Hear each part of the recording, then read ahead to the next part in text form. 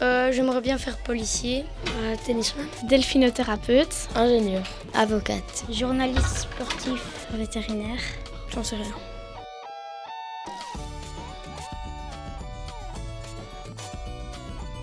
Non seulement les professions sont genrées, mais la sphère même du travail est genrée. Et donc ça se construit dès le 19e siècle, même avant, dans des tas de discours savants.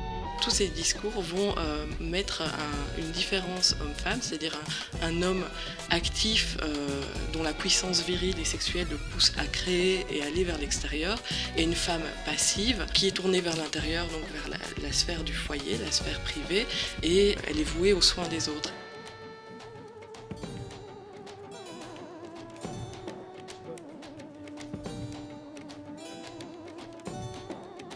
Quand j'étais petite, je disais que je deviendrais comme mon père, avocate. Et c'est là que le genre est vraiment lisible, c'est quand la femme va entrer dans des professions de prestige qui sont masculines, donc les professions d'avocat, de médecin.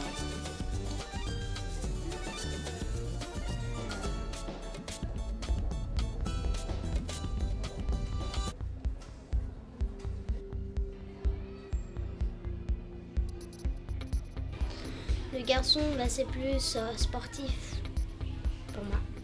Et deux filles? De filles, on utilise plus sa mémoire et de la réflexion. Dès notre naissance, on est d'emblée pris dans des discours sociaux. On attend qu'un homme soit fort, robuste, s'intéresse aux choses rationnelles, alors qu'on attend peut-être un peu plus des femmes, qu'elles soient plus sensibles, plus portées sur les sentiments, les émotions, etc.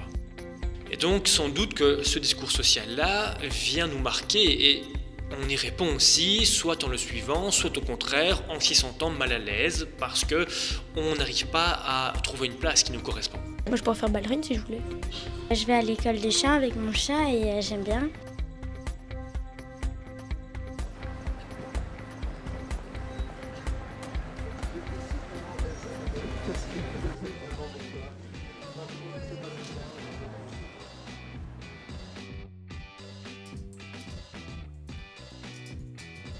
De manière probablement largement inconsciente, dès l'enfance, en fait, on pousse les filles vers des métiers qui seront plus tard des métiers plutôt féminins et les garçons vers des métiers qui sont plutôt masculins. Il y a des métiers qui vont plus aux hommes et des métiers plus aux femmes, mais si par exemple une femme veut faire un métier d'homme, elle peut. Il y a des choses qui changent petit à petit parce qu'il y a des politiques qui sont mises en place aussi pour essayer d'encourager et de faciliter l'accès des femmes aux métiers masculins et des hommes aux métiers féminins, mais les mentalités sont lentes à changer. Dans certains pays, les femmes sont moins respectées, elles ne peuvent pas faire les métiers, elles ne peuvent pas aller à l'école vu qu'elles doivent s'occuper des enfants et rien faire d'autre.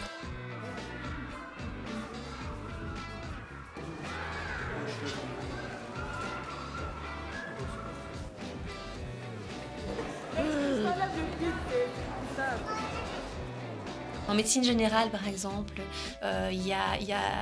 dans le temps, les hommes étaient majoritaires, les femmes commencent à devenir majoritaires, mais du coup, ça pose une série de problèmes, entre guillemets, ou de nouveaux défis, parce que ces femmes médecins souhaitent continuer à s'occuper de leurs enfants et rester investies dans leur vie familiale, et donc du coup, elles ne sont plus disposées à travailler autant d'heures que ne le faisaient leurs homologues masculins. Donc ça oblige en fait le métier à se réorganiser. Certaines personnes vont vous dire que naturellement les filles sont dotées de certaines qualités et que naturellement les hommes sont dotés d'autres qualités et que donc c'est la nature qui prédispose les femmes à être institutrices maternelles et les hommes à être chauffeurs de poids lourds. D'autres vont vous répondre que physiquement il y a effectivement des différences qui existent, mais que ces différences physiques n'empêchent absolument pas une femme de conduire un camion et un homme d'être instituteur maternel.